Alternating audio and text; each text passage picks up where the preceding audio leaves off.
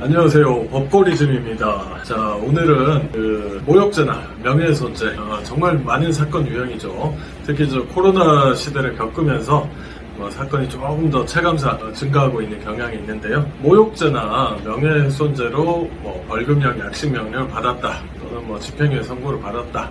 근데 합의는 안 됐다라고 한 경우에 민사소송도 생각해 볼 수 있습니다. 그럼 이런 경우에 민사소송을 하면 위자료로 손해배상 금액이 얼마 정도 나올지에 대해서 알아봅니다. 가해자에게 모욕죄가 인정돼서 형사 판결 유죄로 확정이 됐다. 그리고 이후에 피해자가 가해자를 상대로 형사 판결을 근거로 해서 손해배상 위자료 청구겠죠.를 제기할 경우에 금액은 앞서서 모욕죄나 명예훼손죄는 모욕죄는 친고죄고 명예훼손죄는 반의사 불벌죄다 보니까 형사사건에서 합의가 이루어지면은 공소권 없음으로 종결됩니다. 그리고 보통 형사 합의를 할 때는 민사소송은 제기하지 않는 걸 조건으로 많이 하죠. 그렇게 해서 해결이 되면 사실 피해자한테도 그게 조금 어떻게 보면 현실적으로 간편한 방법이고 가해자도 처벌받지 않으니까 좋은 건데요. 이렇게 합의가 이루어지지 않는 경우도 사실은 많습니다. 그래서 구체적인 실제 사례들 위주로 보면서 대략 액수가 얼마인지 한번 보겠습니다. 다만 유의할 것은 실제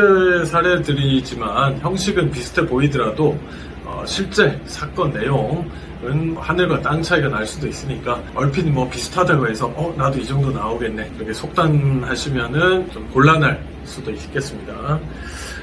모욕죄를 기반으로 해서 민사상 위자료 청구, 불법행위 손해배상 청구를 하는 경우에는 피해자의 피해 정도가 가장 큰 고려 요소로 작용을 하겠죠. 그리고 상대적으로 모욕죄보다는 명예훼손죄, 특히 명예훼손 중에서도 허위사실 관련 명예훼손이 처벌 수위도 좀 더 높은 편이고 나중에 민사소송에서 위자료 액수 면에서도 좀 더 높은 경향이 있습니다.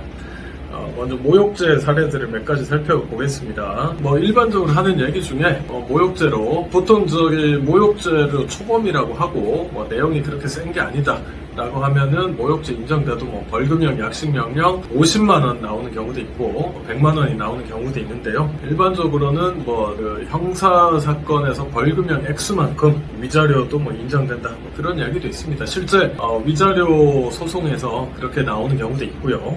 첫 번째 예는 시부모가 며느리에 대해서 결혼 이전 행실이 문제돼서 결혼할 수 없다, 처녀성이 문제된다 이런 말을 했던 사건에서 위자료 500만원이 인정된 사례가 있고요. 그 다음에 학교에서 가해 학생들이 동급생 피해자를 여러 방식으로 쌍욕 포함해서 모욕하고 그리고 이후에 피해자가 견디다 못해서 부득이 자퇴까지 한 사건에 위자료 청구를 한 사건인데요. 이거는 어떤 모욕 이후에 피해 정도 그리고 뒤의 정황까지 감안을 해서 위자료가 5천만 원이 인정됐던 사건도 있습니다. 그리고 비슷한 건데요.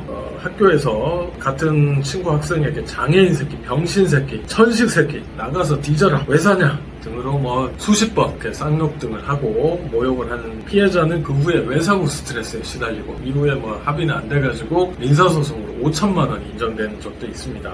그리고 회사에서 여직원이 육아휴직을 마치고 복귀했는데 회사 상사가 해당 여직원 책상을 치워버리고 나는 너를 직원으로 생각하지 않는다 등으로 비하한 사건에서 위자료 2천만 원 인정된 적도 있습니다. 지금 살펴본 사건들은 위자료 액수가 제법 큰 편이고요. 이제 좀 낮게 인정된 경우도 보면 사실 게임장에서 여러가지 욕설이 난무하죠. 롤이라든가 등등 게임에서 욕설이 빠지면 어떨 때는 서운할 수도 있는데 욕은 해서는 안 되겠습니다. 인터넷 게임 중 여러 명이 있는 대화창에서 피해자가 게임을 잘 못한다, 자기 역할을 잘 하지 못한다 이유로 이게 어머니 아버지까지 동원된 심한 욕설을 해서 피해자가 자기한테 욕설한 사람들한테 위자료 청구를 했는데 가해자들한테 위자료로 각 10만원씩 인정된 사건이 있습니다. 이렇게 사건에 따라서 같은 모욕죄지만 인정 금액이 천차만별인 걸 알 수 있죠. 그리고 요거는 또 흔히 보는 사례일 수 있는데요. 피고가 원고에게 일배충이 아닐까 의심된다 이런 표현을 썼다가 형사로는 벌금형 30만원 인정됐었고 이후에 민사소송을 해서 20만원 위자료 인정받은 사건도 있네요. 그리고 예전에 한창 연예인들에 대한 악플 이런 것들이 문제가 많이 됐었는데요. 유명 연예인에게 여러 명이 신문 기사 댓글란에다 모욕적인 표현을 써가지고 여러 명이 고소를 당했는데 그리고 모욕죄로는 다 유죄 판결이 났었고 이후에 위자료 청구 소송을 해서 그 댓글 단 사람들한테 10만 원씩 위자료가 인정된 사례도 있습니다. 자, 그러면 이제 모욕죄보다 조금 한 단계 평균적으로 높은 명예훼손 살펴봅니다. 명예훼손 같은 경우도 뭐 보통 사실적시 그리고 초범이다 그리고 단 1회에 그쳤다 라고 하는 경우에는 보통은 벌금형 약식 명령이 나오는 게 일반적인데요. 초범이라고 하더라도 허위 사실을 적시했고 예를 들어서 그 내용이 좀 세다. 예를 들면은 하지도 않은 A와 B는 성관계를 했다. 이런 좀 치명적인 악의적인 소문을 퍼뜨린 경우에는 징역형의 집행유예가 나오기도 하죠. 그리고 인터넷 명예훼손 정보통신망법 위반인데요. 전파력이 그만큼 더 세고 다수 인원들이 또 알게 되기 때문에 파급력이 세서 법정형 자체도 일반적인 명예훼손보다는 온라인 명예훼손이 처벌은 조금 더 셉니다. 당연히 처벌 수위가 높은 만큼 이게 민사에서도 어느 정도 반영돼서 민사 위자료 청구에서도 조금은 모욕죄보다는 높게 나올 수가 있습니다. 제가 했던 사건 중에는 악의적인 허위 사실을 유포해서 그 재판에서는 벌금형을 선고받았었는데 제가 고소대리를 했었고요. 이후에 민사소송 과정에서 청구는 5천만 원을 했었는데 민사소송 도중에 피고와 합의해서 4천만 원에 합의한 적도 있습니다. 그리고 명예훼손 같은 경우는 알다시피 제가 개인적으로는 특히 사실적시 명예훼손 같은 경우는 좀 이게 현실적으로 좀 폐지돼야 되는 게 아닌가 그런 생각을 하고 있습니다.